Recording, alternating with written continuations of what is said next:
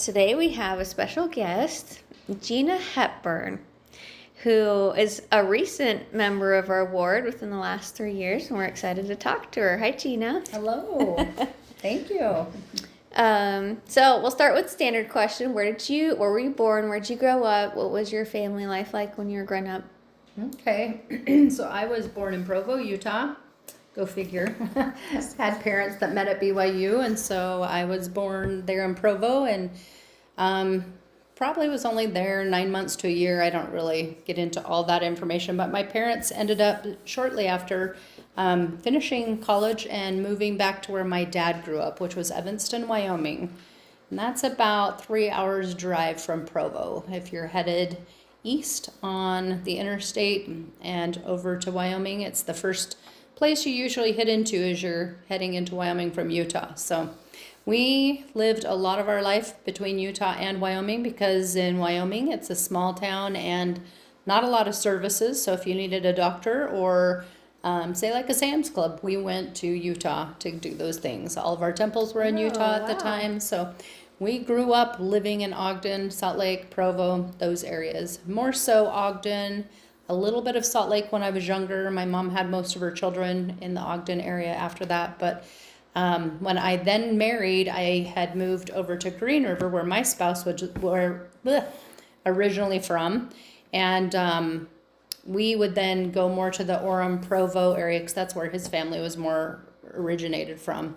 So I got to kind of know that whole coast of Utah there from Brigham City, Ogden, all the way down really to St. George throughout my lifetime living in that area because we had grandparents along the benches of Utah and would go to their farms, ranches, visit different temples as they would be built over the years. So that was fun. I am the oldest of 8 children in my family, and I had a sister that was 18 months behind me, and then they just kind of kept coming after that. Won't give you all the details of every child. Steps going down. Yeah, but me and my sister were probably the closest ones together, and then it seemed about every 2 to 3 years after that. And we lived out of town on a ranch. My grandparents owned quite a bit of property. They kind of came and helped settle the area a little bit. Not one of the big settlers, but they ended up purchasing a pretty large piece of land just about 3 to 5 miles out of the city limits. And so when their children's, which they had 3 boys, all graduated and were moving on with life, I don't know the real details, nobody really talks about it, but they were each gifted or given or purchased a piece of this property. So we all kind of lived on a family ranch, which was amazing and fun as children. Because as we got a little older and 4-wheelers became part of the, whole thing of life and chores were to be done, it was fun because you felt like you had freedom and you could drive your 4-wheeler to the next cousin's house and not have to walk what felt like 6 miles, but it was probably only a half a mile, and go help with their chores or help with whatever was being done. So we lived on a ranch. It wasn't a full working ranch for like the public, but it was for our family. So Grandpa ran so many cows and horses. We did pigs. Other ones did, chickens and things like that. But not everybody shared, but we all seemed to help each other. There was always family conflict looking back on it. So there was somebody that was always mad at somebody, which I don't know. I'm not sure that it would have been fun as an adult living in that. But I know as a child it was fun because every Sunday, one of my favorite memories, it's kind of makes me teary, is we all went to church together, so we were all in the same ward, and we were all active in the church. But after church, it was kind of the excitement to see how many of us could pile into Grandma and Grandpa's Lincoln town car. It was huge, and we always had family dinners together as a big family, and everybody potlucked and came together, and Grandma always cooked the main dish, whatever it was, meat or chicken or whatever. And we got together for family dinners every Sunday, and just thinking about, a lot of what built me and made me who I am. I take it from that time of my life. It just makes me think my bookshelf of books and games is because my grandma taught me to love games, and I miss her a lot. But I had some good years with cousins. We played chase and robbers. This is well before the days of even TV back where we lived, because We didn't have cable living out of town. You didn't have TV. Grandma and Grandpa at one point got satellite, and that was like the big deal to be able to watch MASH. Wow. For a lot of people not even knowing what that is, but being able to watch General Conference with them when that started coming over the radio, because before that, you maybe heard the prophet speak on the radio now and then. And those who were fortunate enough to go to Salt Lake and actually go to conference was how it happened, you know. And so when it started coming on the satellite, then we got to wear, you know, our normal clothes over to Grandma and Grandpa's house and have our big potluck dinners that way. So just thinking about running through the fields and the barns and building hay forts and being able to four-wheel and act and feel like an adult when you were a 7-8-year-old driving a four-wheeler. It was a pretty cool life, I won't lie. I'm grateful for the life I was born into. It was hard. My mom was a convert to the church, so she hadn't been raised in the church. So she really struggled, I feel, with the culture of the church, I think. And she came from a very abusive family. So a lot of her background kind of was bled over into our family. And that wasn't easy as a child, especially being the oldest, because a lot of pressure was put on me and my next sister to do a lot of the meals and to take care of the children and stuff, because my mom couldn't handle a lot of that. It was kind of sad. Back in the day, we didn't have a lot of doctors providing mental health care and things that we have now, to where my mom is able to live a good life now. She has the appropriate medications and skills to, you know, be a good grandma, to where it was rough as a child. So same thing. All of that made me who I am. So I don't want to go into dark, scary, bad stuff. But I mean, you carried some hard. weight as even a child. Yeah. Hard doing that. And when I was in the 4th grade, my mom went back to work. So she had not finished her student teaching when she left college to move to Evanston. So when I was in the 4th, 5th grade, she decided to go back for a semester, I think is all it took for her to get her degree done. And in that process, there were 5 of us at home at that time, and we all broke out with the chicken pox. So that's kind of a funny family thing, is that she left to go live down in Utah and do that, because it wasn't like you had the internet, you didn't have cell phones, and driving was really expensive. So I don't remember how that all worked out. We didn't see her often, but I don't remember it being too bad. Dad did well, and I doesn't remember having grandma come over or anything, but we carried the weight, you know. But I remember we all broke out with the chicken pox, and we survived it, and we were all good. And she finished school, and then when she came back, she started working. So by the time I was in 4th grade, my mom full-time worked, and my mom took her job very seriously, which she taught us to work hard. So did my dad. But I also kind of looked back on that, and I don't know that not to say looked down on that or was frustrated with it, but my mom worked from like 4 a.m. until 2 o'clock the next morning every day. She never really slept, which then I think I grew up feeling like you just had to work all the time. All the time, yeah. And I think it was probably because of some of the stuff she was going through and not having the proper help to help her. But she would come home and she would grade papers all through the night, and we would make dinner and we would do the things with each other. And luckily we had lots of us, and we, you know, played outside and had great, you know, times with that. But I look back and wish I could have had a different relationship with my mom in that younger time. But that's probably one of my, part of my story is taking the time for 30, 40 years to work hard to try and build that relationship with my mom, and always forgiving and trying to come to a place where we could have a relationship, because I struggled so bad with that for 20 some years of even having my own family. And now it's totally different, but it took so much time. It took so much of me doing the work while my mom was doing her side of the work, but then also counting on the Lord to help me find answers to make that work. Because I can pray every single day. I can go to the temple every single day. I can ask for all the blessings in my life, which I was counseling with bishops and stake presidents all the time in every calling I had, because I had a lot of callings where I worked with leadership, and I would be breaking down over something that was happening back home in my family, and they would always just counsel me, go to the temple, say your prayers, do the things. And 20 years of that, it felt like it would never end. Never felt like the relief would come or that I'd be able to forgive.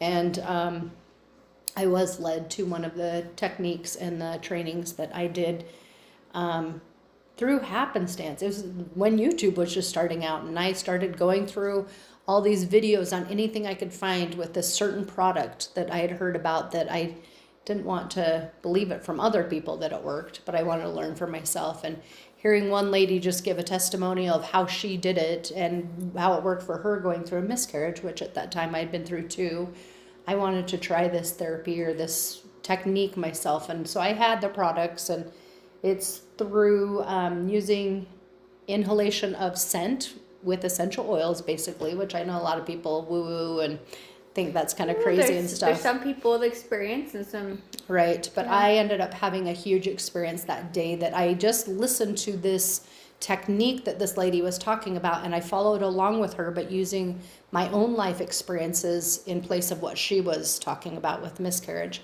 And the relief that I felt, the burden that I felt, and the ability to disconnect the emotion from the memory happened for me, which is what this technique does. And when that happened for me, and all of a sudden my mom, I talked to her a couple days later, and I realized I wasn't being triggered anymore by the things she said or the things that she was talking about.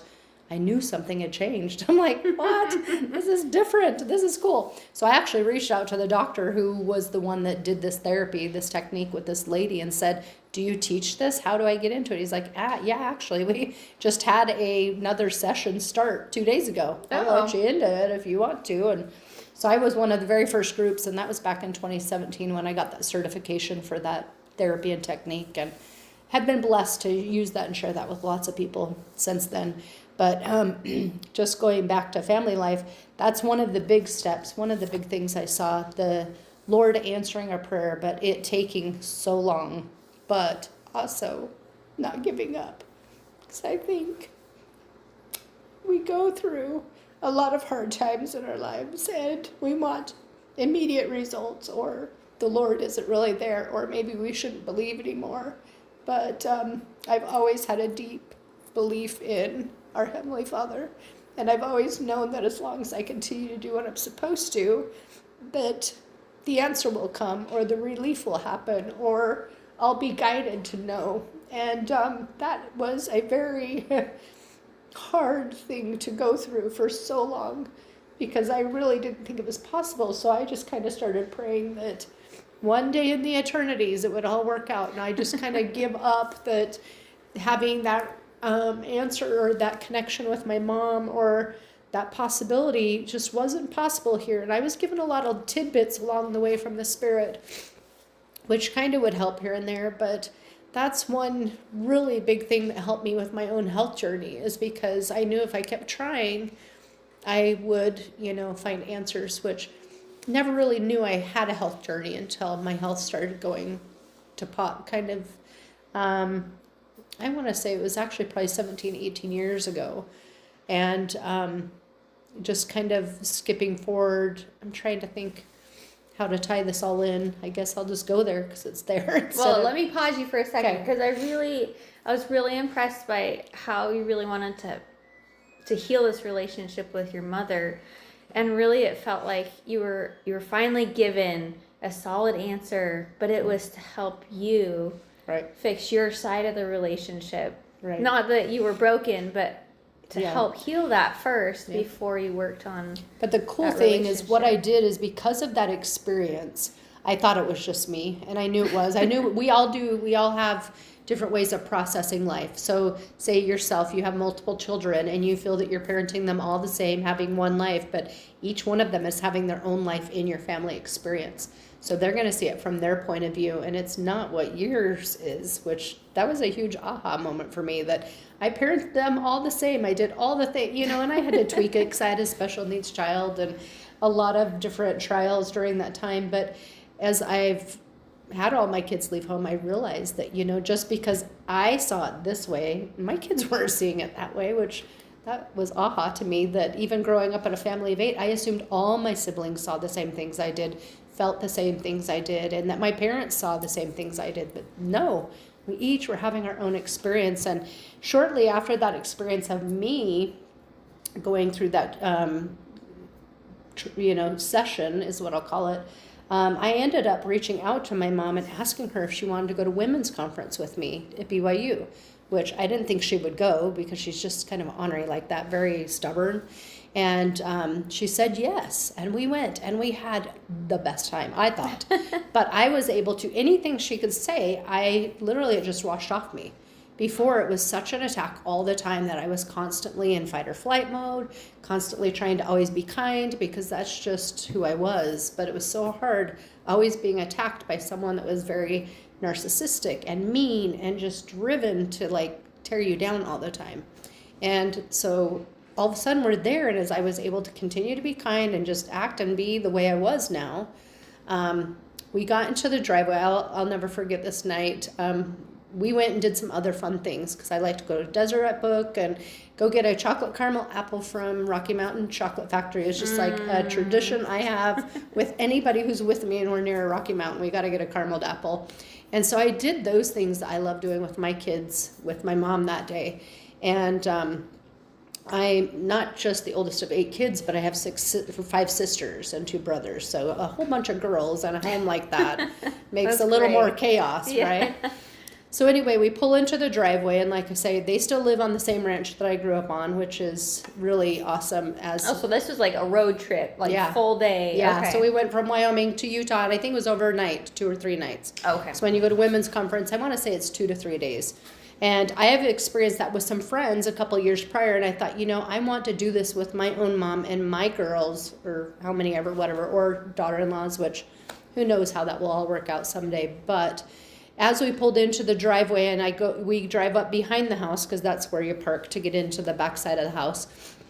It's dark because we had had way too much fun doing other things and shopping at Sam's Club on our way home probably and stuff. And it's dark, and as I turned off the engine to help my mom go to carry things in, all of a sudden her hand grabbed my arm. And we're sitting in the dark, and I'm like, oh, shoot, what is she doing? Here we are. And you don't have the relationship to tell them what that is. Kind of like, I've never had a moment like this with my mom, and she's in tears, and she's just sobbing. And she's like, I don't know what happened, but I had so much fun with you this weekend. And I just started crying too, and I said, I've experienced something, and I'm working on getting certified, and I would love for you to try it too. Because if this could give you relief from what you've dealt with in the past and take the trauma and the memories and all the pain that you've suffered with, it will help you to disconnect the memory from the emotion and let you live your life to be happy. Wouldn't you want that? And so a couple months or so later, I was able to do it with her and my dad, and I've done it with several family members, and it really, really helped. And she continues to go through therapies and treatments for a lot of other things because there's so much to unpack. But because we all experience life differently, and she is super highly sensitive to all the things she's experienced, to where she's constantly having to have that help, which I'm grateful to have had the experiences and see it from my side too, and kind of step back and separate myself from that, to be able to say there is stuff we all have to heal. It's not just your thing or her thing. We all have stuff to heal from. So that was magical in a moment that I never thought I would experience. And now she's been going through some more treatments for depression and some laser stuff for her head and some ketamine treatments, which are done through a doctor's office. And it is so fascinating to talk to her. And we could go for 2 or 3 hours, and she's happy. She's talking about life. And it's so interesting to watch the journey she's had to choose to walk down and continue to go forward, because it didn't just end for her with that one session. Mm-hmm. For me, I've had to continue to go on through other things for my own health journey of the things I do, but not just to say it's one and done, because we're here for a lifetime. And the Lord will keep putting things in our way to teach us experiences and lessons. And I'm grateful she's continued to keep trying and not saying, well, I'm good, I'm fine where I'm at, because it's opened up doors for other siblings to have a relationship with her, because they didn't have the same experience that I have, but they don't want to do what I've done either, because what I've done is crazy to them, right? Which is fine. But to see her change her life, she still defaults and she'll fall back now and then too because of medication and stuff, but it's really fascinating to see that journey from a child's perspective and a mom who's still alive, which she's done a lot of crazy stuff in her life, and I'm still shocked that she is alive. And I'm grateful that I still have that relationship and still have it, but I know it's not far off, you know, because they're getting older, obviously. But we've had conversation, especially since I moved down here to Texas, often about, she says, you know, I'm so grateful because you are my best friend. And I'm like, we don't even talk that much. And I think for best friends, usually you're going to lunch all the time and doing fun things together. But I understand her, and we're able to have that connection because we've worked together on those things. But it took two people to do that work, and for her to be willing to want to try too. We'll have conversations and still talk about hard things, but it's easy to forgive now. And it's easy to say, Mom, it's okay that those things happened. I understand now why, you know, and I forgive you for that. Or it's not. But I think sometimes in this life, we're just here to hold our ground and to be tough. And nobody can, you know, because I've been harmed or I've been, you know, betrayed or hurt, that I can't move past that. We have to. If we want to heal our bodies, we want to heal our mind, our spirits, any of that, you have to be willing to do all the work, not just give up chocolate. Like, I will probably never be able to do, but that's okay. It's the one vice that I get to have. 90-something-year-old grandmother still has her bite of chocolate every night. So. Right. And if it's just a bite, what even better? Yeah. Better routine. So yeah, it's definitely been an interesting journey there. But I'm grateful for that, because even to have her in my life, I have people who've turned my kids away from my parents at this time. And that breaks my heart, because there's not much time for that relationship to blossom. But my grandma is one of my greatest heroes in my life. So I'm grateful for that, you know, that we can have, those connections in our families. And I kind of look at moving here to Texas and not having family close by necessarily. I do have a sister that's a little bit further south, but I'm so grateful I got to live on a ranch and have those tight connections with those family members, even though there was a lot of strained and hard times and things that we experienced that nobody would want to experience. I'm grateful now as an adult that I knew my grandparents, I knew my cousins, because not a lot of families get the opportunity now. And I'm like, That's true. I'm so grateful to have a Ward family living here in Texas now, because I have to almost duplicate what I had here with the people that I know, because I can't do that really anymore. I mean, you can over your cell phone and on video chats, but just not the same as it was when we were younger. So, I don't know, kind of an It's interesting. kind of different times, yeah. That is such a beautiful way to spend childhood. Right. That's amazing. We did. We played in riverbeds and built houses out of trees, you know, by tipping over branches and putting sheets hanging down wire gates that we'd pull up from gardens. And we created and had all sorts of fun, you know, just even hay houses that we'd make. I just think of all the fun that we had exploring the world. And I think that's a lot of magic when you're little. Yeah, and when your cousins are your best friends too. Right. That's really neat. So you would have been a really strong, like, young adult coming out of ranch life, right?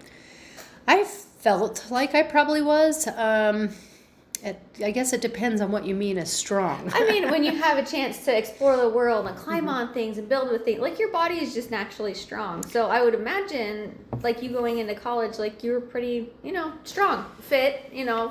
Yeah, in high school, I had been a dancer, so I really wasn't, like, huge into sports and stuff like that. And a lot of our chores with what we were doing wasn't, like, lifting hay bales all the time. So I'm not that strong of a person, you know. Well, just for fun, not for work. Ours was more for fun. Ours was a lot of lawn work and housework and maintaining pets and stuff like that, because each generation in our house had a different animal that we raised for food. So I was luckily not part of the bunny group, because that would not have been fun. My mom does chickens and birds and stuff now, but pigs were hard, cows were hard, horses were fun, but now they're just wild horses on the property. But I think more, it was probably an emotional, spiritual strong. I mean, we were physically strong too, but not that strong. I wouldn't have arm wrestled anybody in college or anything. Oh, I wonder, maybe test it is a good, like, you know, when you build something and you test it and it, you know, Right, it holds right. water. Right. I think we had the ability, because we had explored a lot more, we learned to do things and use our brains critically thinking wise, is I guess what I would say. Okay. We were much more into like self-reliance and taking care of ourselves, because we didn't have the, like down here in Texas, you could call anybody to come do something for you. And I found that kind of funny marrying my husband, because he's like, I'll just call someone. I'm like, why? I can do that. I have the tools. I can do that. And so I laughed that we did it for ourselves. My dad built our house. We helped him build our bedrooms. We painted. We did the tiling. We did all that. So that to me was very magical, you know, looking back on having to help grandma and everybody, you know, snapping beans and doing the canning and harvesting from our gardens and stuff. When we did do that, that was more when I was younger. But as we got older and microwaves came around and stuff, a lot of that did get lost. A lot of my younger siblings didn't get that experience. So, you know, going into college, I had a lot of skills, and I was known for a lot of the things I did, because I, at that point, sewed my own clothes. In high school, I was a seamstress. I became a seamstress watching my mom. And so a lot of people knew I could do a lot of things that they had no idea. You can make clothes? Yeah, I didn't even know that was possible. You know, outside of microwaving macaroni and cheese for that day and age, people were like, thought it was magic that you could actually cook. So nowadays, most of those kids don't even know how to cook at all either. So, yeah. So, yeah.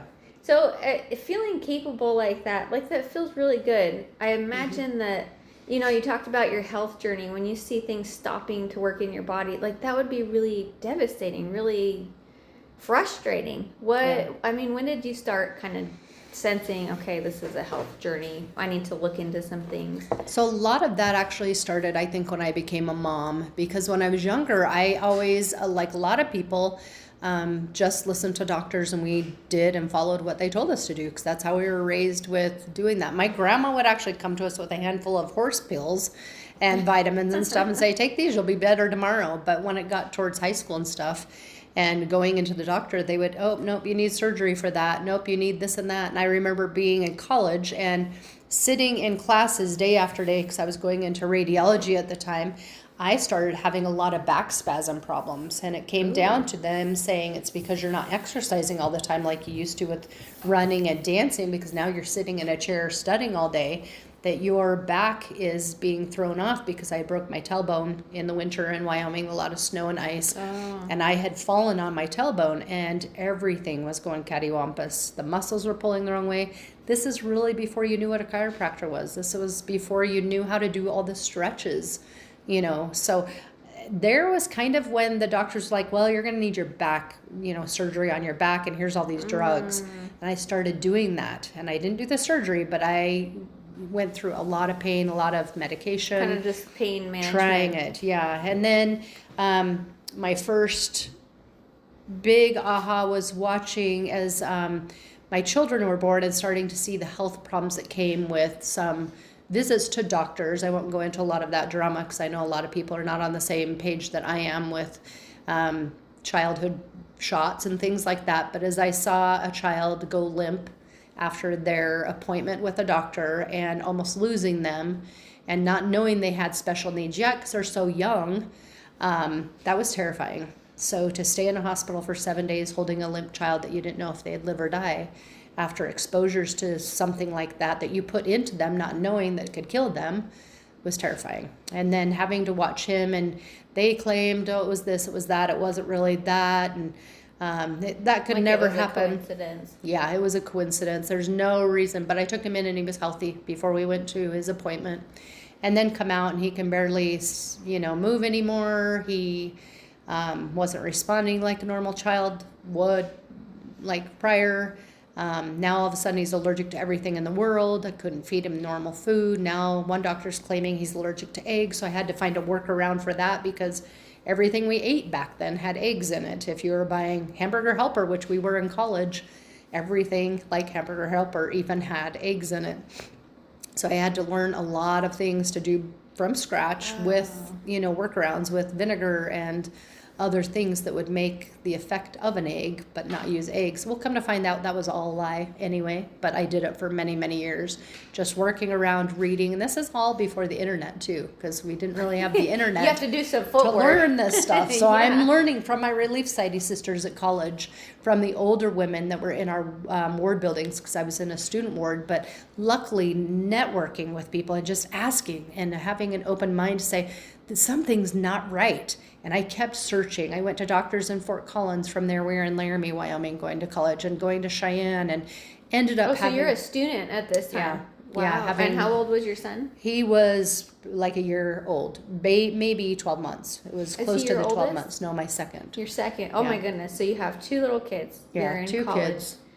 and trying to make all that life work. Wow. Okay. Yeah, and so we're going through a lot of crazy stuff at that time, and living far away from family too to help. And so I started just exploring. Well, and I think that's where the Lord put it in me. You've got to keep looking.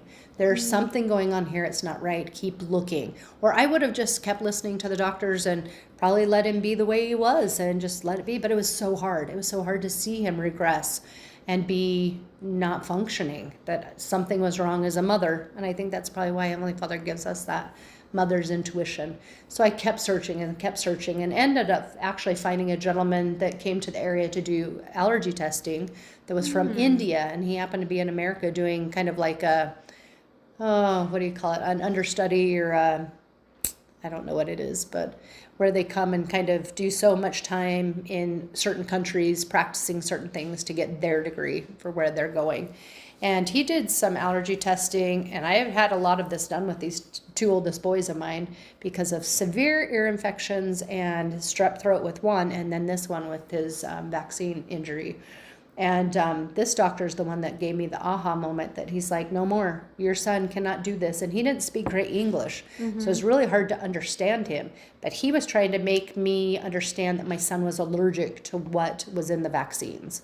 And I didn't understand that till now. I know a lot more, but it prevented me from giving him anything more for many, many years to help him heal and get past that. But then we learned 3 years later, when he's still nonverbal, that he actually already had a chromosome disorder, and you add this stuff to him, you're causing a huge whirlwind of problems, let alone till probably about 14 years ago, I had some genetic testing done myself, and I have what's called MTHFR, which is genetic, and obviously my children have it too, but we did not know that, and it's not something we do. Just go get genetically tested before you start taking medications or injections or anything like that. And so here, this child alone has like triple double whammies of, but he was already susceptible. Yeah, to so many things. And the Lord was literally trying to open my eyes to do the work. Watch out here, because there's nobody to educate us on that kind of stuff. You just did what doctors told you. You did what your moms did prior. You know, if you had the umbilical cord cut at this time, you do it. Nowadays, people aren't clamping umbilical cords till, you know, later, so that nutrition gets to the baby. You know, there's just things that we didn't know. You couldn't research. So you were networking. If you're willing to not be shy and actually ask people, which I was. Luckily, the Lord put that in me to be a little vocal and ask and, you know, search and study, I think is my thing. So that's where that all kind of started. I've had my own ups and downs with asthma and allergies my whole life and didn't understand where that came from, which was part of the problem. And as I learned about MTHFR, I was probably already 6 years into my own health journey, realizing that with MTHFR, we don't process toxins. And so if you don't realize that and you're using shampoos from the grocery store, you're drinking sodas, and you're, you know, breathing in air fresheners and dryer sheets, or some of the more dangerous ones I'm just throwing out there, all of that affects your body. And my body was showing it through my asthma and allergies. And as I was on this journey, not realizing what I was really doing with cleaning all that up, all of a sudden things started lightening up, and I didn't have this chronic cough, because everywhere I went, people thought I was a smoker. And I'm like, I couldn't even laugh, because if I laughed, I would start coughing. Wow. And so probably the last 14 years, being able to actually sing a full song, being able to actually speak a full sentence like we've talked without coughing, I mean, is unheard of. I could never have done this without coughing throughout the whole thing. And most people, I mean, I never would have survived COVID, because everybody would have never come around me, because it was just so bad. And most people didn't care. I just tell them, no, it's my asthma. It's not a problem. And I knew, I could sense if I was getting an upper respiratory infection or strep throat just by the way I coughed. So I knew the Lord was keeping me in a situation where I had to keep learning if I wanted to get better, or just be miserable my whole life. Isn't that interesting? He gives us those choices. Right. Yeah, I You had can my be stuck agency. here, or you Yeah. know, maybe try exploring some other things. Right, right. And so really when I had interesting. people come to my attention or bring ideas that they were doing because of their own life experiences, and I would give those a try, and I'm very, what do you want to call it?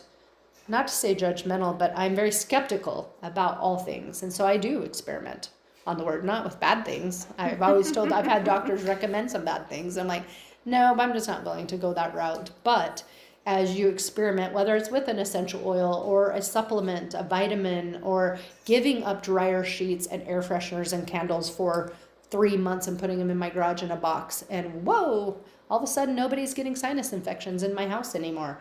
That was a huge aha for even just a child, but then my own cough. So as I was doing one thing, it was also helping other people in my home. And so it was probably, like I said, about 14 years ago, I really started having stomach trouble and just feeling yucky. Even though I was fine, I could do all my day stuff, but I just felt yucky all the time. And I had an impression along the journey of, you got to give up your Dr. Pepper. And I loved the Not the burn Dr. of Pepper. Dr. Pepper. I always had at least somehow, I worked it out somehow, usually almost every day of that season of my life, where I could get one a day. I don't know, whether it was the 12 pack in the fridge or I had a 2-liter bottle. I had the addiction somewhere. And I really didn't feel it was an addiction, which is funny to talk about because it took so long. But it took me a good 7 years of the Lord prompting me to give up that. And I had been a full year without any because I knew I was feeling better. And one day I did take the kids all for a treat because we had done this theater program. And go buy your 79-cent get and go or whatever. And everybody pick out your own thing. I'm buying a soda for everybody because you're all so great. And I decided I earned one too because I had taken care of all these kids this day, including... That's right. Mom deserves a treat too. Right. And as we left, I sipped a big gulp out of it, right? And by the time I got home, I had a massive migraine. And it was an aha moment that what the things I was putting into my body were continuously causing me harm. If I didn't want to have these problems, I needed to change the way I lived. And I couldn't just do it on the weekends. I couldn't just do it 2 or 3 days, I had to literally live by it if I wanted to be healthy or do better. And so that kind of brought me to the aha of the word of wisdom. The word of wisdom isn't just about drinking coffee, tea, smoking tobacco, those kind of things. It literally can go a lot deeper if we want to get into that. And I think the day that we do talk to our Heavenly Father, and I know that we're all on a different journey, I think we all know that we were sent here with what the biggest blessing is to have a body and our agency, 2 biggest gifts. And some people's bodies work really well for them, and that's obviously not the trial or the thing they need to learn the most about maybe, but those are our 2 biggest gifts. And when we return, how are we going to return with our 2 best gifts? Battered, torn up, abused, plug every chemical into them that we can along the way, and hand him our agency that we didn't try or we didn't give a care that, we weren't doing things he had asked us to do. I hope to be on the better side of both of those when I check in and hand them back and say, here, I did the best I could. It was really hard. It was really, really hard. I tried all the things and this is what I got from it, or this is what I learned. But in that journey, there was a season, like I said, it was really about 9-10 years ago when my body started opening up with wounds that would not heal. And it was extremely, extremely painful. And that's when I had to learn that our environment and the people in our environment, the people that we interact with, and the emotions that we experience or abuses all affect our health too. It's not just what we're putting into our body and the chemicals that we're using, like cleaners and our shampoos and stuff. It's also what we're hearing. It's the environment of walking on eggshells or not. Are we being treated kind? Are we treating others with kindness? All of that plays a part. And all of that affects people. Not always is it going to show on the outside for a lot of people, but for me it was. And I did not understand that. But the Lord had to put me through that, I believe, to continue to figure out how to heal my wounds and myself. But my very last wound that I had done everything for, and it's my darkest scar I have right now, it healed within weeks of my husband leaving from my first marriage of 28 years. And not to go through all that stuff, but it was hard. There were so many years that were so hard. And I just kept enduring to the end, doing everything I could. But when you don't have two people, like I bring up my mom's situation, we were willing to work on things. It took a lot of years that she didn't see that there was a problem, and I had to just do me. And that's how I was in my marriage at that point. I was doing me. I was doing everything I could for me and my family the best I could. But he didn't want to do the parts that you do as companions, and healed that part of it. And when he left, and my ability to sleep, my ability to relax, my ability to not walk on eggshells anymore, my ability to just live life the way I thought I already was living, but to see that last wound heal and all my skin has repaired, all my collagen is back. I don't have one wound and not one like tender spot on the areas, because I always knew if one was coming, because I could feel them before they showed up. I haven't had that happen now in over 3 years. Wow. And that is huge, because I had done all the things. I have dieted, I've lost the weight, I've kicked all the chemicals to the curb. Yes, I'll have an ice cream now and then, or I'll have a treat now and then, but it's not 3 times a day like I used to, what do you call it? Make you feel better. Yeah, I can't think of the words right now off the top of my head, but soothe, self-soothing and stuff. But I've done all the things. I take the right supplements. I muscle test so that I am trying to listen to my body and know what it needs. Because here's a funny thing, and a lot of people that might listen to this, including my husband, I'm trying to get it through his mind, that we don't need the exact same thing every day. Our body is always changing. Our body is always going through different hormonal cycles, different cycles with barometric pressure, different cycles. So if you can learn to muscle test, and that's something that people can learn online, there's called muscle testing or sway testing. Which pretty much is just kind of using checking energy in with your body, saying, hey, is this good for me today? Or right. And there's different ways that your body can lean, so forward or backwards. But I would really encourage anybody to look it up on YouTube, or I can send a link to. But sway testing is my favorite. It's easiest, because you can teach yourself and learn that even as you walk towards something, you'll be drawn to it. You'll be pulled. And we all know you could take the soda or the cookie in your hand. You know you want it. And if you're in a good place, then go ahead and have it, whatever. But if you're really asking yourself, is this good for me? Your body will tell you no. And I still will have a cookie now and then, Or you can go and ask, is the apple good for me? And it will always tell you yes. That will never change. So if it's something that's healthy, it will always say yes. But I try to do that with all my supplements. There are certain ones I take, and I took for a long time religiously every day, because I was healing at a cellular level. There's a lot of homeopathy and things like that you can use too. But I'm to the point in life, after doing a lot of detoxing and cleansing of my body and helping my organs to rejuvenate and repair, that I look at every supplement and I will sway test when I don't know. If I don't feel drawn to it, or something's changed, or I feel something's different, maybe it's the weather's changing and maybe I kind of feel a little clogged up, or I can't figure out why my stomach would be feeling the way it is after what I've been eating, because it should be okay, then I will look at what I have in supply or stock, because I keep a stock of almost everything I've learned about, and I'll sway test for it. And then I will start using that. And it changes every couple days. So I always will tell people there are certain things, having MTHFR like vitamin B that I use, a super vitamin B, I have to do every day at a different level, whether it's 3 to 6, or depression for me is huge. Anxiety is huge. But if I take certain things that I need to, none of that's a problem anymore. So it's cool to come to the realization of different minerals and vitamins that we can take that will help our bodies regulate or function more properly.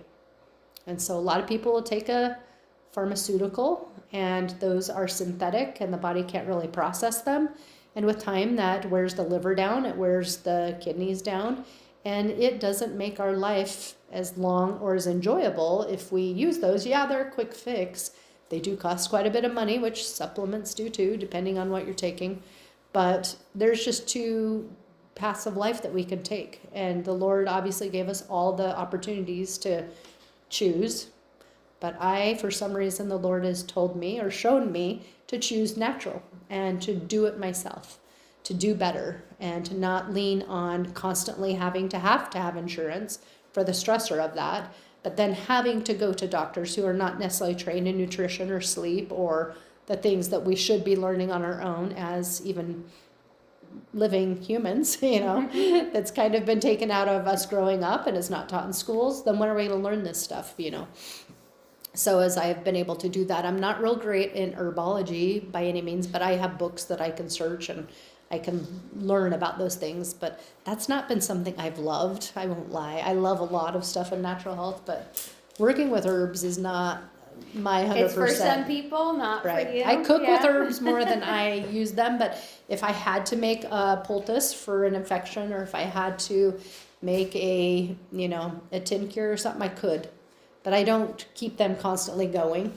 I would rather eat sprouted, seeds and use homeopathy, because I just love homeopathy. It's just something I got into through my own journey with anxiety through my divorce, that I saw the aha without taking prescription medications and had more relief with that than anything. I'm like, how could this be so amazing? And it's natural, it's from dirt and roots and herbs and skin tissues and whatever it is that needed to be made for that specific remedy. So I really love what you're saying, because you've found so many good things that work for you and have helped you heal. Right. But you're not saying, hey, get this product, this will help everybody. You're saying, I've had to have this relationship with my body, right, and be able to have this relationship of trust where I can find what works and what doesn't, or for my children also. Right. And I think that's a powerful message, because any of us, maybe like herbology is not for you, but you like the homeopathic things. Everybody can find what works for them, but it takes that work and that there's searching. more than one answer too, because that's it. Essential oils have a huge healing ability if they're clean and good ones. Or homeopathy, there's minerals that we want to look into. I don't know all the cell salts, but I know they work for me. I don't understand all the homeopathy variations of things, but I have books and I can look it up. I'm not one that memorizes really great on a ton of stuff because of trauma and stuff I've been through, but I love keeping books on reference to be able to go, I know how to do ABC. I can look anything up if I know the word. And the thing is there is a lot of stuff that is baseline that everybody should be doing, or taking care of their bodies in ways. And I'll just say a few of those. And one of them is sleep. That's something I didn't believe in because I watched my mom not sleep most of her life. And then I'm going through a crazy life and marriage, and I didn't want to sleep because of trauma and stuff that was happening in my own life there. And as I've been able to get into light therapy and start learning to sleep again and reset my body, and now I sleep really, really well. It's amazing what sleep will do to heal a body. But sleeping, drinking water, we need so much water to help our bodies even clear the cells and to clean the cells. Those are a given. That's not something that nobody should not know, and that's from Heavenly Father. It's not like we're supposed to drink either a Diet Coke or water. No, water is like the main source of what is in our cells that keeps us alive. But a lot of people only drink, say, Diet Coke all day long and think that they got their water in that. Well, for every one Coke that you drink, you need almost 2.5 the same amount of water to flush that out of the system. And when you're never drinking water, that wears and tears at the minerals in the body. So the body will start eating itself for the minerals because the vitamins are being taken out because of how much soda we drink. So there's so much that we really need to be doing, but sleep, getting fresh air is huge. And so many people think that by being inside is really safe, but our carpets and our wallpapers and our paint have chemicals in them. The curtains that we have in our home have chemicals in them. So getting out in actual fresh air, sunshine, and down here in Texas is a blessing. Because I only had 3 months of real sunshine in Wyoming. Down here, I have it year round, and I love going out and sitting outside every single day. And even though I know our air here is not that clean, you know what? I'm going to let Heavenly Father deal with how to measure everything out in the end. I'm getting my sunlight and I'm breathing air, so help me clean it up, But my asthma and allergies are not a problem now because of all the work that I've done Yeah, I'll Which get is a flare up. amazing. You live in Texas. It's huge, yeah. My sister even warned me, just wait, when you get here, your allergies are going to be a mess. And I'm like, I'm fine now. Give me away. I was allergic to Wyoming, right? Wow. So some of those basic things, our spirituality is important in healing, no matter who you are. And I used to have a hard time with this when I had my own clinic, is trying not to feel like I was pushing religion on people, but it's not about religion. Our spirits need to be nurtured too. And that's what I would tell people. Not talking about my religion, a lot of people knew my faith, but our spirit and our body knows what we believe inside. And if we're not doing the work that we should, we are going to struggle. Heavenly Father is going to allow our bodies or our spirits or our minds to be out of whack until we bring that into alignment with what we know is right. And that feels like it's pushing on our agency or taking our agency away, but I have come to see and experience that for myself. When we know, and that's what I'll tell people that are not of our faith, if you have been impressed to start going to a church or just reading the book that you have that is from your faith, then start doing that. Because when your mind is fighting your spirit on it, you will have an ailment happen for you. Whether it's a cough or you can't sleep at night or you're having rashes or something, your body will not come into alignment to heal if your spiritual is not being taken care of as your physical, mental, all that. Same thing, processing emotions is huge. Everybody has to do it. But a lot of people, including men, do not want to process emotions. And I tell people, I love sharing this with you because I know a lot of people will hear this that will never reach out to me probably. But for a lot of my teenagers and adult males and stuff, I'd say go on a drive somewhere and be by yourself. Turn up the radio and scream. Maybe pull over in a parking lot if you're feeling dangerous.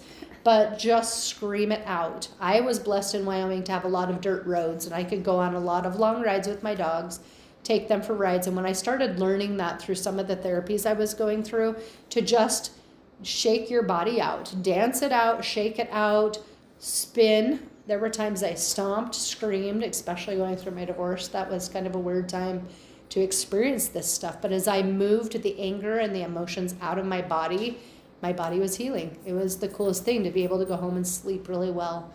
But as we cry it out, we scream it out. You don't have to be violent towards people, which I think is what a lot of people do. They turn it into a mess that then creates problems in their families and their homes because they're not processing those emotions in a proper way. And there's no bad thing about going out to the lake and just having a cry fest or screaming it out. And I love this because you're not saying, okay, you need to go to your therapist and analyze why you're feeling this, but you're just get it out, move your body and get that energy out. Yeah, and in those times I've talked to Heavenly Father a lot about that. I am angry, I am mad, and I've even said some cuss words when I never used to cuss. I never cussed, and through my divorce I've learned, you know what, Heavenly Father, you know what I need right now, and right now I want to call so-and-so this word, and I did, and I'm all by myself, right? So I laugh now, and I know when I say it in driving by myself, I actually feel like Heavenly Father is laughing at me, and I'm kind of happy with that, because I'm like, well, that's changing the emotion there. It took me to break down to be that kind of person that I could be carefree and love life, instead of being so tightly strung and sad and angry inside, but not knowing how to deal with it or process it, but not wanting to put it out to my children, not wanting to put that onto other people, but bottling it up. It causes your body to fall apart then. And so another thing is we all have talents. And as we choose to work on those talents or express those talents, it helps our bodies to heal also. Heavenly Father gave us talents to experience joy. And if we're not experiencing joy in any other way because our work is hard or it's crappy or motherhood's hard and the kids just never are fed enough, right? And they're always tired or whatever, then we cannot be whole inside. So as we even have, like for me, it's been different seasons. As a mother, I had to learn to love to cook. There were times I hated cooking because I grew up feeding 8 children at home. Yeah. I didn't want to raise another family. I did, but there were times I was like, why did I do this, right? But now I love to cook. I love to cook all sorts of things. I don't usually use recipes, but I've done it enough that I can kind of figure things out as I go. But that Heavenly Father's helped me to make that a talent of mine. So as we go on this journey, we experience a lot of things, but we also develop a lot of things. We develop ourselves. These are experiences to grow us. and to come to know him, because he knows everything. He does everything. Everybody always saying, you're a Jill of all trades. And I'm like, but what is our Heavenly Father? I mean, the Jack of all trades, right? But we're wanting to become like him. And it's not that everybody needs to do what I've done. Not everybody, or else you would have those trials. But Heavenly Father needed me to have these trials. It's been hard. But there's also been times along my life, too, where he's had me open, like I said, my office. It was a clinic. And it happened right the month before 2020. And so to work through 2020 being uncensored by no government entity was magical, to work along with Heavenly Father and save lives. And to be able to take what I knew and the work that I was already doing and inspiration that he gave me to save lots of lives and to help people during that time and since and before. But I was able to take all these certifications that I now have and have been working on for myself and my family. And now he had me open an office to share those with others. And I have so many miracle stories of people just showing up and coming in and saying, I've been having dreams for 3 months that I'm supposed to come talk to you, and I don't know why. Wow. Like, well, tell me a little bit about yourself, or let me tell you what I do, and then let's see why you're here. And then when they unloaded why they're here, I knew exactly how to take care of them. And to me, that was such a neat experience to work along with Heavenly Father and to see him take me through hard times to learn these things, but then be able to be turned around and have him bring me people that I could then help. Such a blessing to interact with those people, and truly they become some of my dearest friends. I mean, people I would never have met or known that walked the streets and, my own community, but because of that relationship and getting to talk through life's experiences became healing for me also on another level that I didn't know, but then also for them. So relationships, also keeping relationships, healthy relationships, and being with people. That's something I talk to a lot of women about, now that you and I sitting here, but there's a lot of men out there too that might listen to this. We need people. And I think in the generation and the era that we're living in, a lot of people have started to keep to themselves since 2020. They've secluded themselves. They never go out. They're afraid. They're scared. Just mainly because our relationships broke down with people. But getting back out there, whether it's joining a pickleball group or a paint night, or I literally, through my divorce, started taking myself to all sorts of places. So uncomfortable to do that when you've gone through all the things you have. But I ended up at retreats, and I actually took myself to Hawaii on a retreat with women that I didn't even know. And when we got there, I'm like, what is it that we're here for? I mean, I just wanted to come to Hawaii.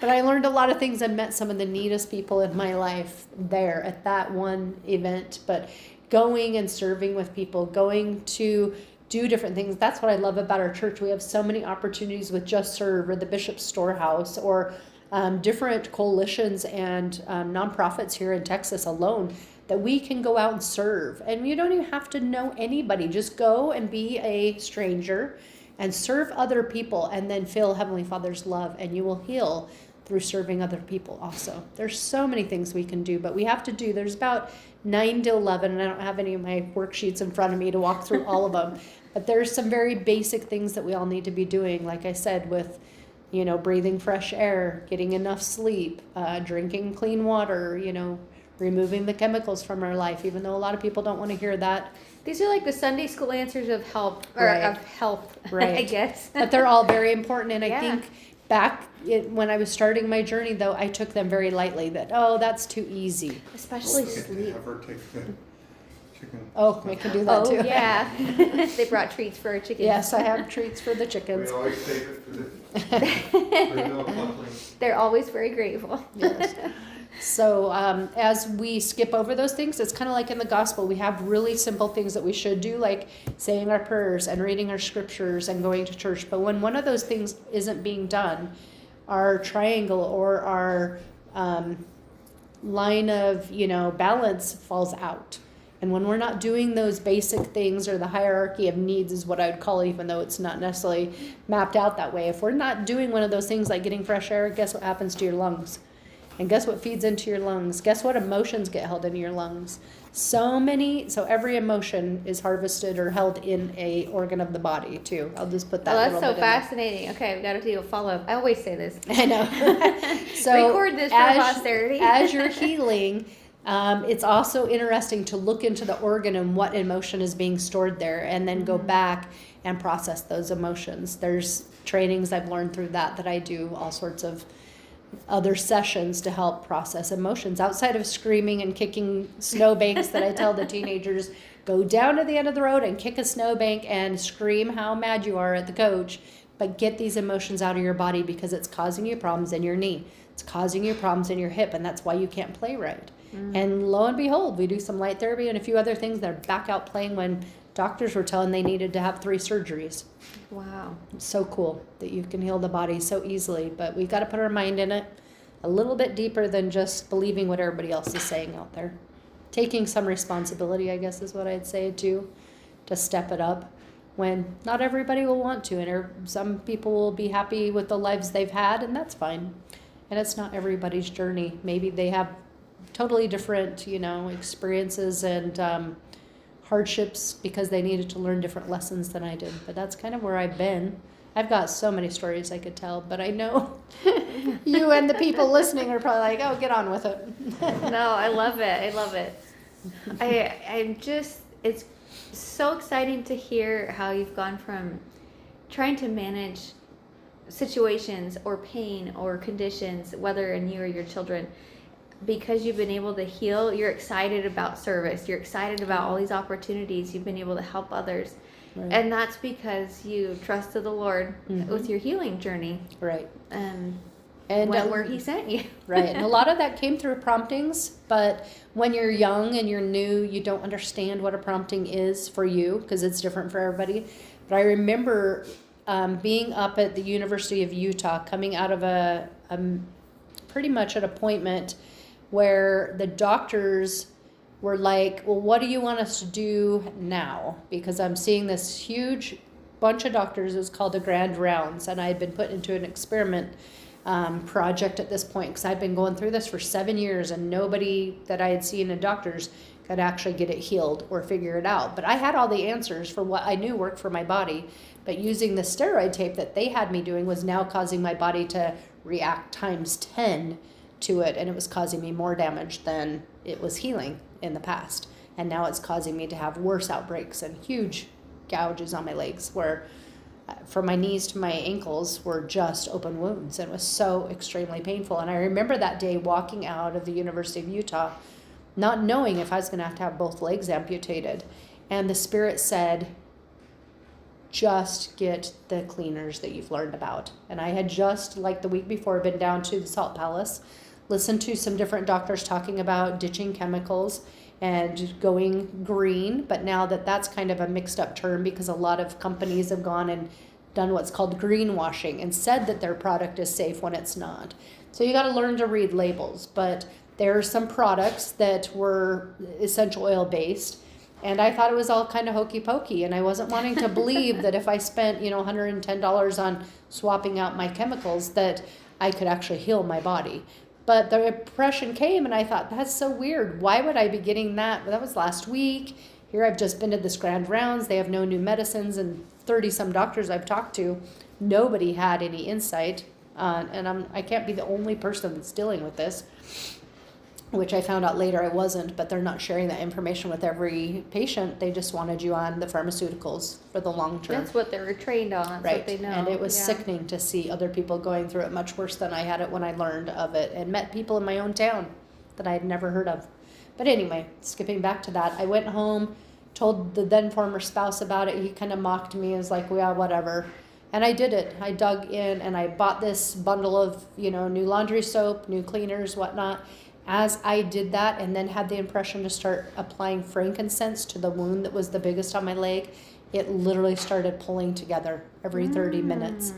And then I knew that the Lord knew what I was going through. Even though I've been doing this for 7 years, now is the time He needed me because I had the right people to help me. I had the right products or whatever I was going through in the moment that I could then make the next shift. And I had suffered and struggled long enough trying all the things to know how that worked for me. Now let's do this. And then when the doctor saw that I was being able to heal myself and I took them the pictures and the products and the things, they said, well, that's good. Have a good day. We hope that you're healed up in 6 months on this leg and, 12 months on that leg. And I had both of my wounds healed within 3 to 6 weeks and went on a pioneer trek. And I was really weak because I hadn't been able to walk much at that point, but I went and I didn't get any infections and I kept going. I had really thin skin at that time because it was still healing, but I look back at that time realizing that the Lord gave me that prompting. There's no way I was really going to spend that money on my own, especially with no support from a spouse. Mm-hmm. And it started working when I changed out the stuff and started following the things I was being taught and being led to those people to teach me and not thinking everybody was crazy, which you have to have some skepticism out there to experiment on the word, I guess is what I would say. It may not work for you this time, but it may work for a child for you in 2 years when you have the aha of, wait, I've tried this before, maybe it will work for them. Mm-hmm. And a lot of that did help me. And a lot of that has helped me to help other people. Saying, this is what I've done. It may work for you, but let's add this to it because I'm having a prompting or an impression that this may work for you. And then it does. Why wouldn't you help someone? So doesn't always come that way as easy as it used to. So I find the Lord's kind of helping me move to other things right now to teach me new things. So I'm kind of sad about that. Because I'm like, that is a lot of moving on. Overwhelmed to always be inspired to help people with certain things. But it's been a good journey. It's been a hard life too, but I don't regret any of it. I'm grateful for the lessons and the experiences, but also I think what makes it worth it is having Heavenly Father there as we keep that relationship open and close, always seeking blessings, praying. Nothing comes to me normal like it sounds like for other people. So just learn to listen to ourselves and the promptings or the impressions. And if you try it and it works, great. If it doesn't work, then try the next thing, so just working forward and always trusting Heavenly Father has a purpose. Not to say the madness, but it sometimes and some days feels like madness. Wow, that's amazing. That's a really great testimony, and I'm very inspired by it. I know that our ward members will be too. There's a question I like to ask anybody, and I guess you've answered a lot of it, but is there something or a moment in your life or something you've seen or experienced that you just wish, I could put somebody in my shoes so they could see this or experience it? What would that be? Like I was mentioning earlier, I've had a lot of those experiences in my life. And one, I'll kind of mention a few, but I'll kind of dive into one more. I've had some neat experiences. Back home in Wyoming, I had the opportunity and the callings that I've had to work with several general authorities and leaders in the church, and just being able to be in the temple with them or being in the church office buildings and being interviewed with them or by them, having them be in my stake and interview me and talking with them one-on-one. I mean, for most people, that's just kind of hype. But for me, I've had some really spiritual experiences with that. And I would wish that for everybody, but I know it's not possible for everybody. So I think those are just sacred, tender experiences I'm grateful that I've had. And same thing, it's not for everybody, but for me, it's been kind of a big deal. One thing that comes to my mind, and I remember just wishing that I had been able to share this experience with my kids and my family, but I decided to step outside of myself and go on a humanitarian trip with a company I worked with. And I traveled to Ecuador to build houses No for... way. Okay, what part of Ecuador? That's sort of a mission. Guayaquil.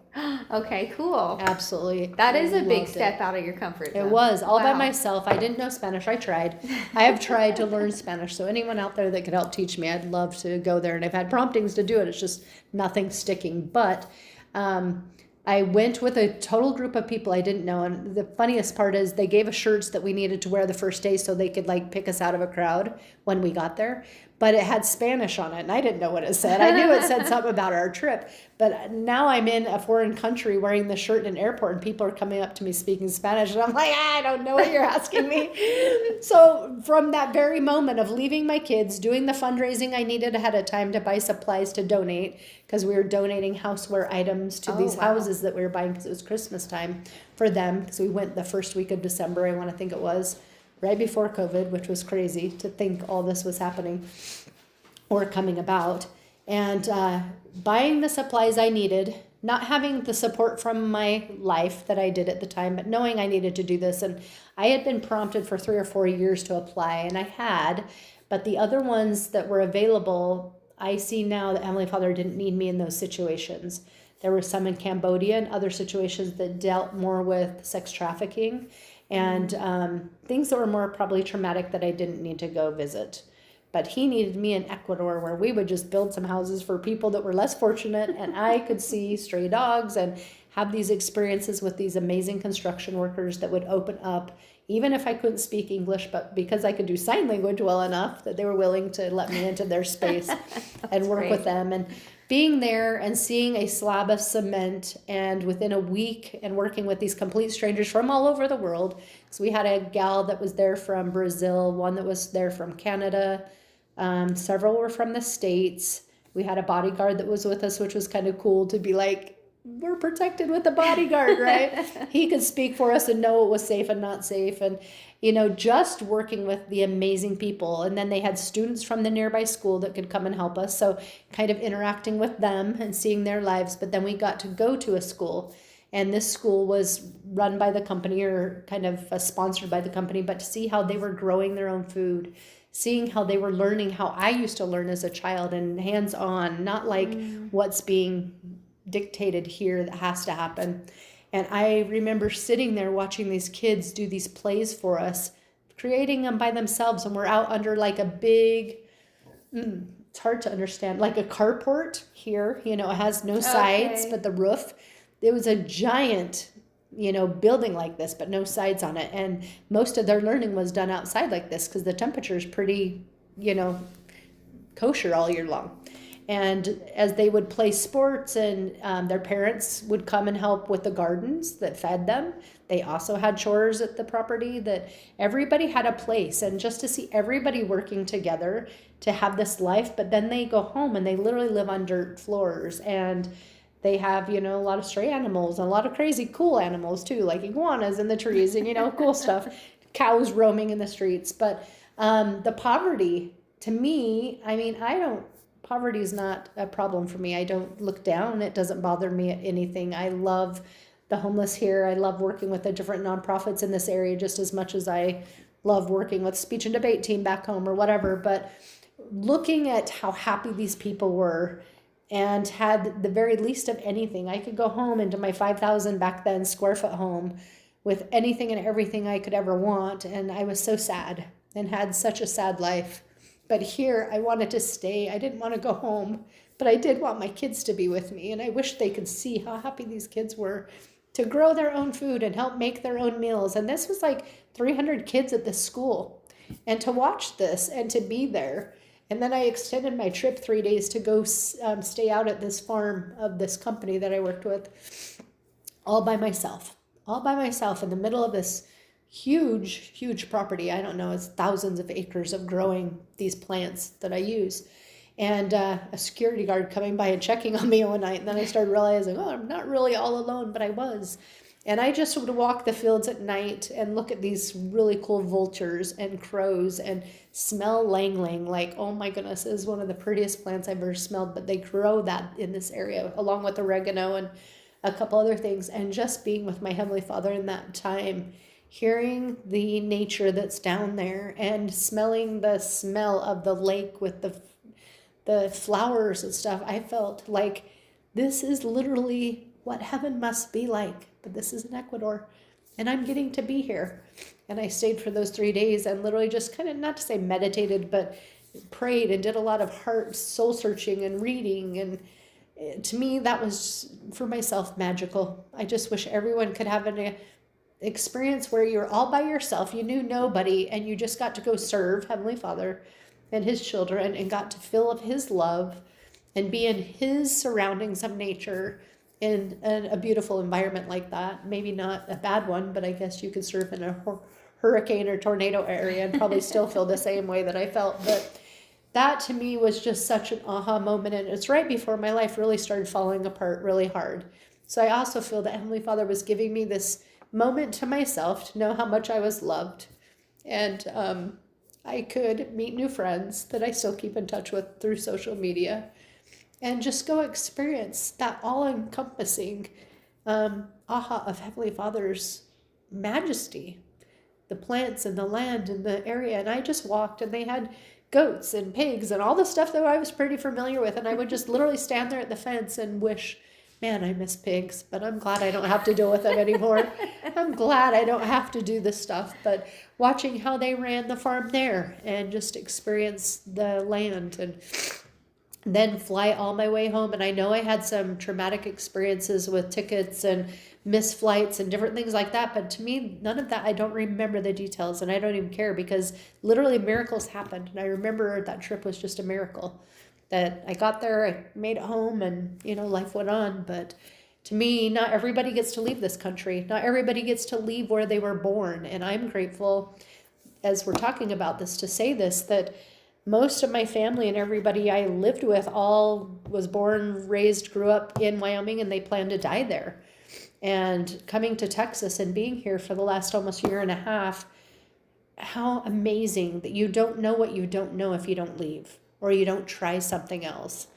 If you don't be brave enough to go and experiment on what you could do for your body, or that you could do for your health or your child's health, or that the church is true and that you'll experience that no matter wherever you go, that people will still love you there. It was really hard to leave Wyoming at the end, even though I'd lived in my community for 24 years raising my children there, because I had a lot of good friends, and I had gone through all the school systems, done all the homeschooling stuff too, and been to every swim meet, football meet. I was a photographer, so I knew everybody there. But you know what? To walk away from everything and start over and just trust that Heavenly Father has people on the other side. Sorry. They will love you too and take you in. I'm so grateful for that. But you wouldn't know that if you didn't try. If you were too afraid to leave, which I have many family members that are afraid to leave what they know, but you don't know how good it could be if you don't try. And I'm grateful for that blessing being here. I love the greenery. I love the flowers.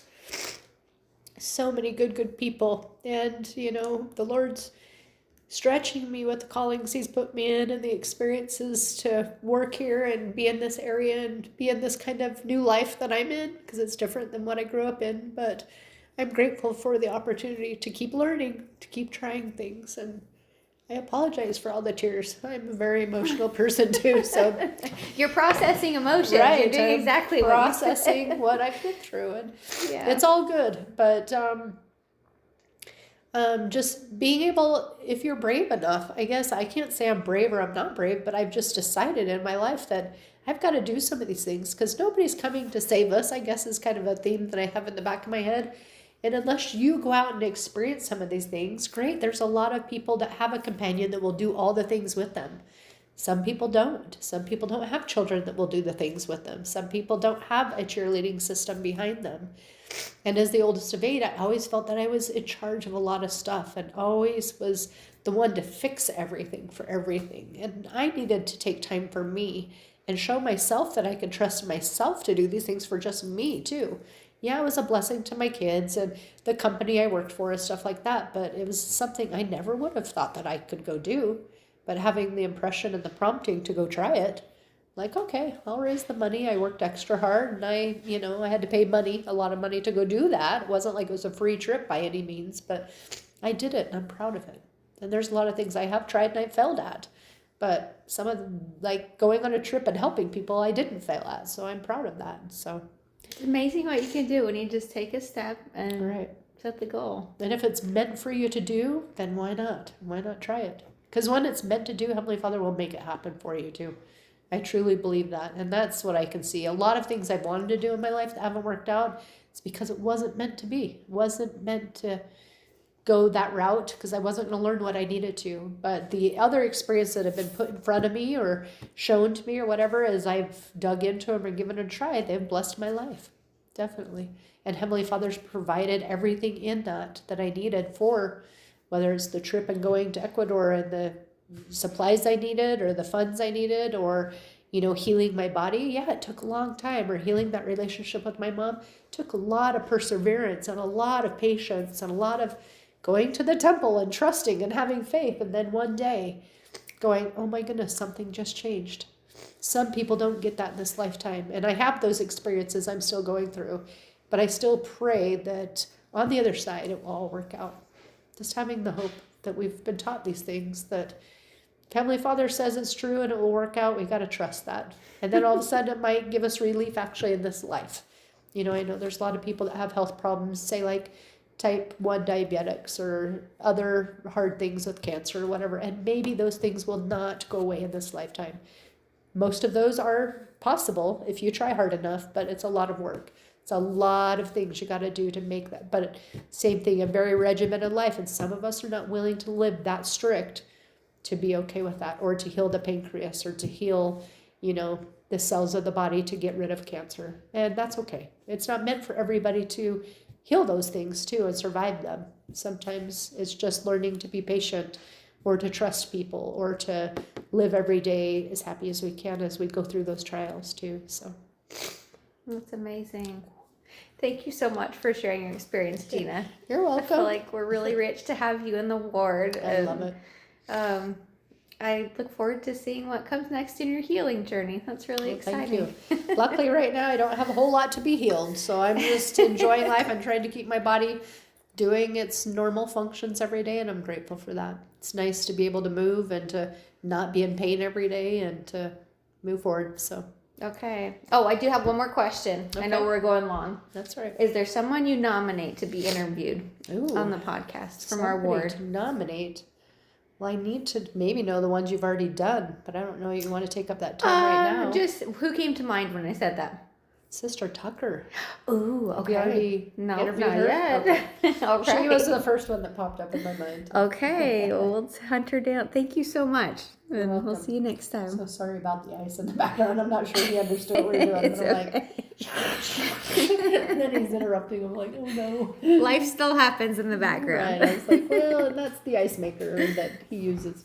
All right. Yeah. We'll Well, see sorry you for the next tears. I time. really should have been prepared for that, but I didn't know where it would all go, and that led to my mom, which I was not even going to talk about her. So that's interesting. Maybe there's someone that's struggling with a family situation that. Oh, that's why I don't we know. just kind of let it go where Yeah, it needs that's to. where I thought. I'm not even going to look at the questions you really said, but I thought, oh, as long as you're not wanting a specific knowledge of, hey, what did you do for just your liver detox? I'd be like, let me No, go but get some yes, books. record those. We would love to hear those another time. I've got I don't even record them. I have a education page online. Do I have you in my group? Probably. Yes, you do. Because I have all that stuff is in there. And that's where Okay. when I forget because I haven't needed it for 3 years, I just go and look up liver detox or liver cleanse or, you know, right now I'm popping stuff up because people ask me, what do you do for the flu? I'm like, really? You've never dealt with the flu? I've got tons of stuff on the flu. Here you go. I'm like, that's all? I'm like, that's what you do. That's literally What all is you your do. fluke here? And then I'm going to turn this off because I forgot.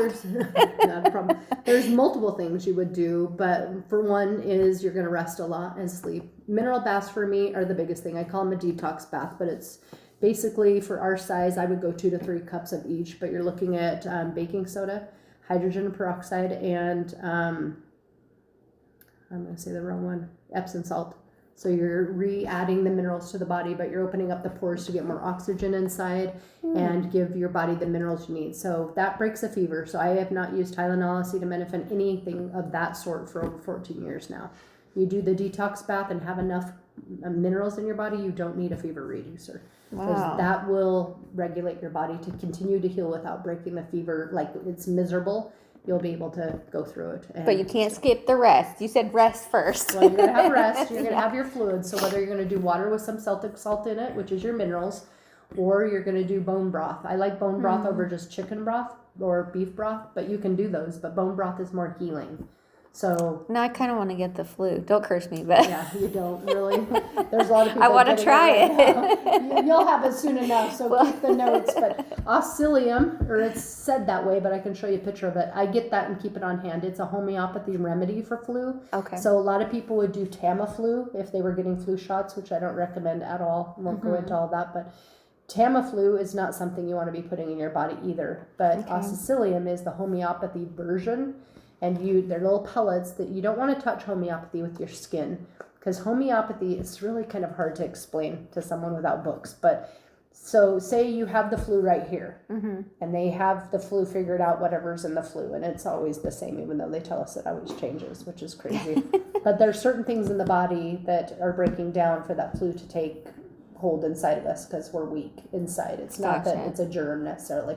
So as this attacks the body, they've taken what this is with the remedy of it, and it's legit flu, and it's in usually a tincture, which either is like a clear alcohol, like a vodka, or I'm trying to think what other fluids they use. Glycerin, vegetable glycerin. There's a couple different remedies. None of this is like gonna hurt your body, but it's how they get the like cough drop or cough syrup. I guarantee you has alcohol in it. Oh, You yeah. can just taste it. It has it. But this is they take it and then they mix it all together, and then they extract and extract and extract to take it out to where it's literally just boiled down to what's left to transfer the energy of that into your body. So there's some things like harmful chemicals. I'm trying to think, it's not battery acid, but there's like crazy things that will be in some of the remedies, and people are like, but I'm not putting that in my body. The problem is homeopathy, it's taken out. They've just put the frequency there, and then with the energy of it, they're able to extract it. You'd have to like look up that's some really YouTube videos interesting. to actually teach you how that really works. Because to me, in my mind, it doesn't make sense. But it may say something like, it's not going to say flu, but say it says flu times 30x. That's like 300 or 3,000 times of it in there, removed that many times. How do you keep taking it out? Yeah, I don't know. I'm gonna have to read But up with on a that. That's vaccine, interesting. per se, they take this solution and they just add all the crap to it, and then they inject it into your body. When you're taking homeopathy, you've literally got the solution that has had the stuff in it, but it's been removed over 30, sometimes 20. Every ingredient in that for the flu has been withdrawn a certain amount of time, so that when it introduces it to your body, it creates the ability for your body to fight against what's going on inside of you. So that's why homeopathy to me is like so cool. But they have some that are pellets. They're little like candy pellets. They taste like that. Or they have the liquid tinctures that I like too. But if you've heard of like Highland teething tablets, and you just let those dissolve under your baby's tongues when they have teething problems. I've seen them before. They're tiny. Exact same thing. That's so interesting. Homeopathy. And if you were to look at the ingredients on that, actually, let me grab a bottle of homeopathy real quick. Wow, I'm getting a full education here. This is exciting. I really can't explain because it's more in books, and I try not to keep it in my head. So she walked in the kitchen for a second. I don't know if you can hear her. But this is a new. So this is I call them tincture. Yeah. But how do you say it? Tincture. Okay, probably. I don't say know. it backwards, but this is a stress remedy that I'm using right now for PTS Okay. and stress. It's a new one that's just come out, but these are not things you'll understand. But this will be like minerals and different parts that they've found that this will help take it out of your body. But this is what's in there, but it's been removed 8 times, and this is usually by 100 or 1,000. They just put it in Okay. smaller numbers, and then also again 30, and this helps with horror. Okay, this is so interesting. So I'm going to describe what I'm seeing. Usually on an active ingredient, you'll see this ingredient Sugar and all those. purpose for reducing fever, or Right. so what I'm seeing is active ingredient, and the ingredients here, Yeah. but the purpose is horror. This one's for terror. This one's for fight or flight. One's for nightmare. This is kind of Right. like, it's kind of cool how specific it is. Yeah, Arnica montana is usually for pain, and this has been taken out 6 Oh, and that's times, for times fight or 12 times flight. 3, and it's also for fight or flight. This is really interesting. So yeah, nightmare, and then it's got more inside. This is their new labels. This is a new, and look how many more. are Oh, this in is here. a long list. So then you go through here: difficulty sleeping, difficulty concentrating, restlessness, easy irritability, stress, terror, horror again, difficulty concentrating more for nightmares, fight or flight, difficulty sleeping, difficulty concentrating. So this is one that's helping with processing trauma. So what I learned, I did a symposium a couple weeks ago, and I had actually been gifted this before I even moved here and didn't know what it was really for and hadn't used it. So I muscle tested and asked, do I need this? And I'm not really going through anything, but homeopathy can get into the cells at a cellular level and help to process emotions and toxins Okay. that we don't even know we're dealing with. So I think about my whole life. I've got a whole bunch of stuff stored up that I still don't know how to get to it or to take care of it. So when I muscle tested for it and it says yes every day, That's for what me, you're I just doing. put a dropper full, because usually you take 10 3 times a day, but if you have a big water bottle, you just put a dropper full, which would be 30 drops in it, and sip on it throughout the day. Okay. And that's your dose for the day. And you Oh, can that's mix so them with interesting. all the different remedies that you take. I call them remedies, usually more than tinctures, but I like homeopathy because it's different than essential oils, and you can't mix them together because they cancel each other out, which is kind of a cool Oh, thing. okay. So, So there's a lot of learning that comes along with this. It's not just pick Yeah. it up from the store and start using it. And this Oh, is, that's I'm a neat. practitioner for this company, so this is all, you Okay. don't get a prescription for it, but you have to be recommended by a practitioner to use these things. I have to know what you're going Wow. through to actually be able to say, because we have the anxious remedy, which is what literally got me into this company to stay. Because I'm Okay. like, that saved my life during that time. 'Cause I That's don't so know how I would have fascinating. survived, but So I'm gonna go read up on this. But I'm yeah. gonna practice muscle testing and make some bone broth and Yep. store up the bath Yep, and I do. I have big, things. like cereal totes that you buy at Walmart. I just Uh-huh. have those next to my bathtub with a measuring cup in them.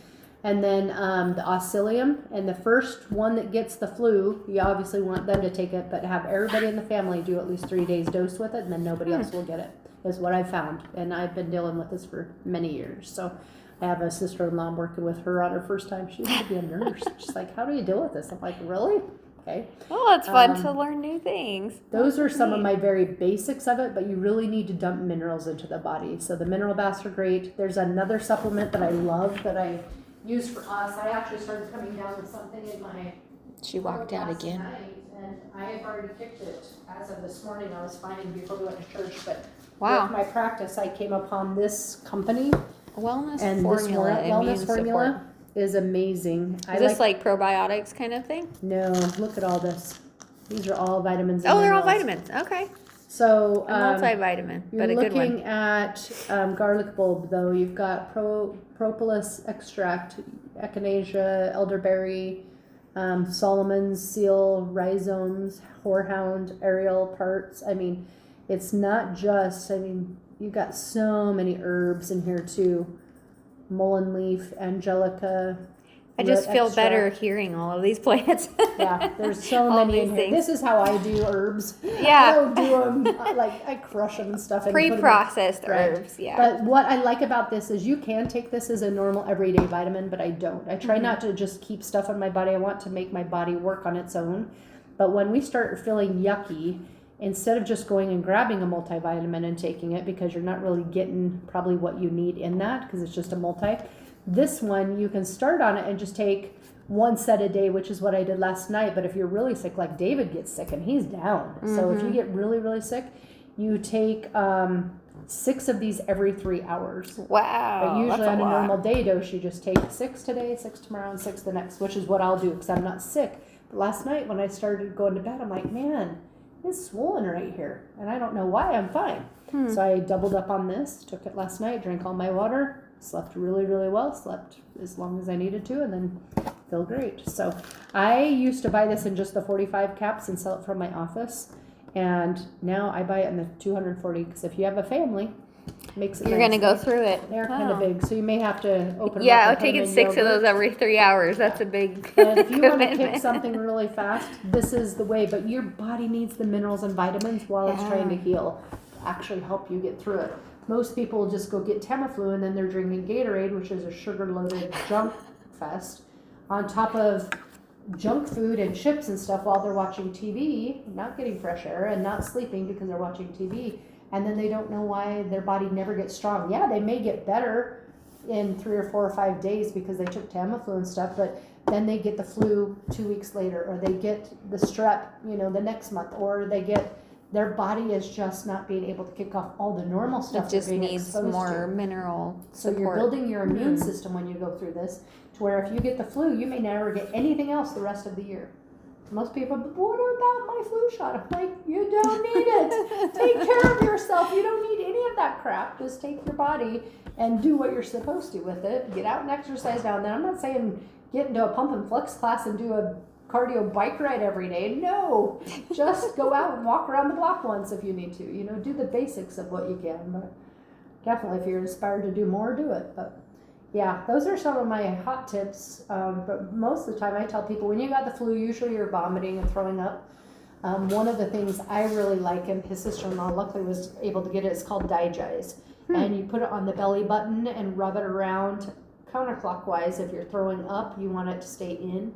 But if you have diarrhea, you want to do it the other way. And it works on pets. So when our dogs get into something and they're throwing up, I'll usually let them throw up for an hour or two to let them get all the yucky out. I'll also do, when you're vomiting, do some charcoal pills along with that to help gather any toxins that are in the body and help get it out through poop or whatever. But then rub the Digest on the belly so that everybody can sleep through the night. Wow. So if you're throwing up all night long or having diarrhea all night long, you're not getting sleep to rest. So that Digest, and it smells funny. Let me grab it and let you smell it. Well, This is like a whole sensory interview. I love it. I wish you could smell this stuff. Right. But the body heals. She walked out. She's saying the body heals. She walked out too far. If you're still tuned in, you're going to get a gem here. Oh, is this still recording? It's still recording. I forgot to turn it off and we were just chatting. But that's okay. Probably cut some of it out. But the Digest does not smell good, but the stuff that it has in it helps with digestion, but it's got enzymes in it too that helps the body to calm down. That's really interesting. And I have a roller on it because we use it so much for the belly. But my dogs, same thing. You want to throw up a time or two because you want the body to get out the toxins that are in there that are fighting to come out. Yeah. But after a couple hours, you're exhausted, you're miserable, and you need to calm the body down. So that's where loading it with minerals, loading it with nutrition, which bone broth is the most healing that I'm going to say for right now. You don't want to start eating solids for probably 3 days. And the moment you do, because his sister is just going through this, she did all the things the first day and felt great that night, decided to have a piece of pizza, some yogurt, and some other stuff, started vomiting immediately. And I said, but how are you feeling? She says, I feel good, but I'm out. I'm like, okay, now stop eating and just relax. Take another bath, do the minerals, do the things that you're supposed to. Put the pustules, they're little candy things that are homeopathy under the tongue, and let them work. Give yourself 3 days. At 4 days, you should be to the point. Well, she ordered the oils, got those on her belly, and now she's doing fine. So Wow. I'm like, well, Great some things do testimonial. work for everybody. So that's why I try to say, yeah, it might not work for you the first couple hours, but as you have, determination and push through it, the body will come around to let you be able to heal. And it's pretty magical to be able to do that for yourself. It's just usually when it's you, the mom, going through it, your brain kind of gets fried and you forget what it is that you would do for someone else. Right. So that's You need why somebody it's to take care of important you. to have these things written down somewhere. Because I That's can good. go to my shelf and say, what do I need? And I don't feel good enough, so I have to muscle or sway test for it. But then that's why I have that educational page, because I literally just go search for it and then read through what I usually do. And I'm like, oh, that's what I'm forgetting.